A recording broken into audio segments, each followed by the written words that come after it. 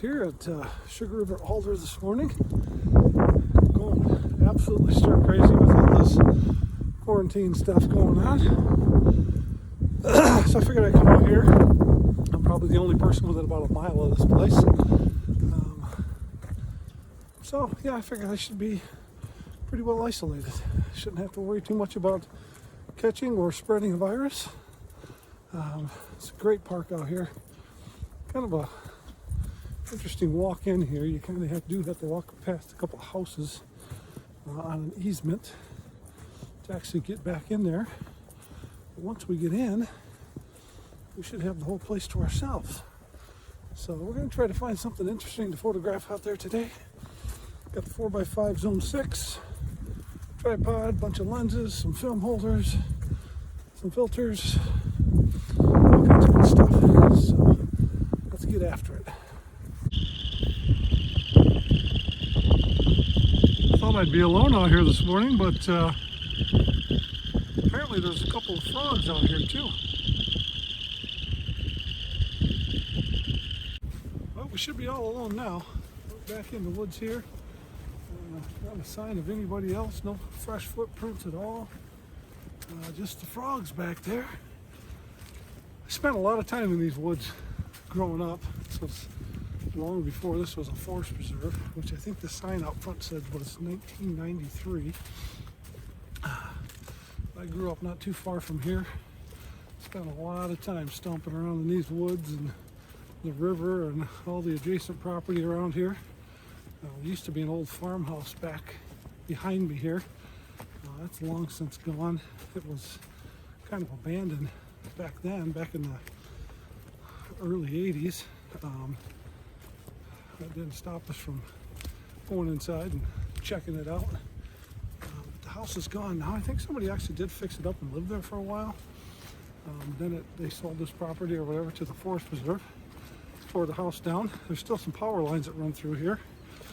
This forest preserve is literally right on the Illinois-Wisconsin border. Beautiful park, beautiful woods. Don't tell anybody, but this is my secret morel hunting spot. So keep that under your hat. They're usually pretty good out here come end of May. Oh, let's see what we can find for a photo.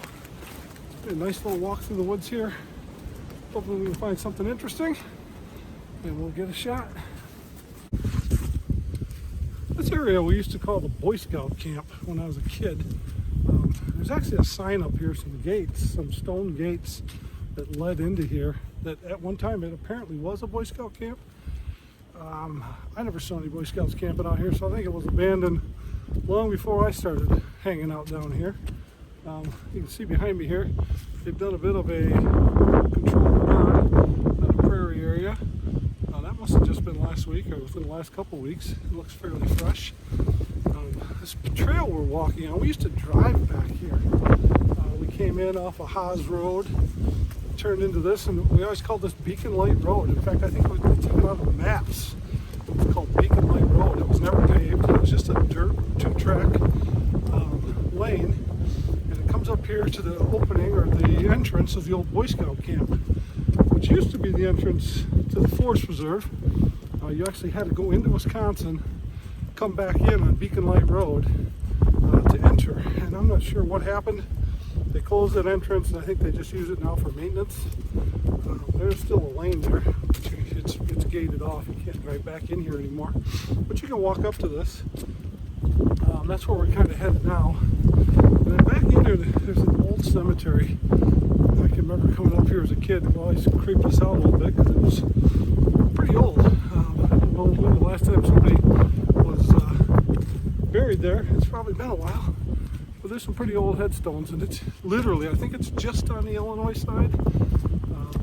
Just barely. We'll check it out here when we get up here. So this is where you used to be able to drive in, accessing from Wisconsin on Beacon Light Road, and then you would come down this lane here. You even had a blacktop parking lot here. At one time there was a couple outhouses over there, a little building. I believe it sat right in that area. A two-holer, a men and a women's. these stone entrances were here when I was a kid, and there used to be a placard on there that said something about something Boy Scout camp. I think that's gone now. Yeah, they've replaced it with a Winnebago County Forest Reserve sign. There used to be a bronze plaque right here that said what it was. I don't know. It's gone now. What's over on this side? Just says Sugar River Alder Forest Reserve, 1993. See, I don't remember what it was called, but I do know it was a scout camp or a scout ranch or scout something. And you come in down this lane, basically that cornfield to the left over that fence, that's Wisconsin. So this lane is literally right on the state line. And it might veer a little bit into Wisconsin. And that might be the reason why that they abandoned this entrance. I'm not sure. I've heard a couple stories, but I've never really known exactly what the truth was, why they did that. Used to be a neat little drive down this lane here. Come back in. There's a nice little parking area, and you could hike from here. Now you come in off of Haas Road. They've got a little bit more developed parking area there. I'm gonna check it out here, see if I can find something. I haven't really seen anything that interests me yet. It's very windy out here, so that kind of is affecting where I want to shoot. We'll see. Well, I think I found something fairly interesting to take a photo of. Got some nice lichen or fungi of some sort growing on this log. I kind of like the contrast, and I like the texture. So what I'm going to try to do here is I'm going to try to use a 90mm lens, which is more of a wide angle, but I'm going to get as close as I can. And then I'm going to underexpose it by probably a stop, but I'm going to overexpose the film, which should give me a lot more contrast and hopefully a little more detail, like in these rings and stuff down in here. I'll probably expose some correctly as well and develop them correctly, just to see what happens. So it would kind of be a little experiment to see what exactly I can bring out of the detail in that lichen. Well, hopefully that one turns out. That lichen's pretty interesting stuff. It's got great texture. That's kind of what I was looking for. It's just something with some good texture that I could get a nice close-up shot of. I actually ended up going with the 210mm. The 90 was just giving me a little bit more than I really cared to see in the frame. So I went with the 90. The bellows extension were kind of long, so I ended up adding 2 stops for that. So I exposed one properly or at the metered values and one under by 1 stop. And the under one I'm going to overdevelop and see how that comes out. And then I'll determine what I'm going to do with the one that was metered correctly or exposed correctly to the meter. We'll see how they turn out. I'm hoping to get some really nice texture, nice detail in the swirls in that lichen. Bit of a hill here walking up. Go check out the cemetery here, see if there's any photo ops there. Now this is the old cemetery I was telling you about. There's only a handful of stones visible. There's a few of them on the ground, like this one here. It's been there for a long time. I can't even really, her name was Martha, but that's about all I can read out of it. That one down there looks like it's still visited somewhat regularly. That one has a death date of 1978, so that's probably the newest one in here. I've taken pictures of this one before, and it's hard to read as well. I don't think I'm going to take any photos in here today, but it's always kind of a neat trip down memory lane to walk back here. Yeah, that one's almost not readable. Funny story though, a friend of mine did a double gainer with a half twist out of one of those trees up there, about 35 years ago or so. Luckily there was enough branches to slow the fall, and like a cat he landed on his feet and no problem. I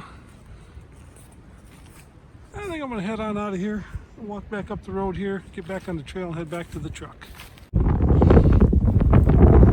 always been told that this is the highest point in the county, and I guess guess I really have no reason to doubt it. Boy, it's windy up here. This is that power line I was telling you. This little lane used to go to the house that was back here years ago. Off to the truck. We're gonna head down this lane and cut back into the woods. We'll head back to the truck and then we'll get some film developed. See what we got. Stopped and took one more photo here on the way back to the truck. This big old dead tree. Looks like it's been burned. Tried to get it up into the sky like that so you can't see the foreground, kind of something like that.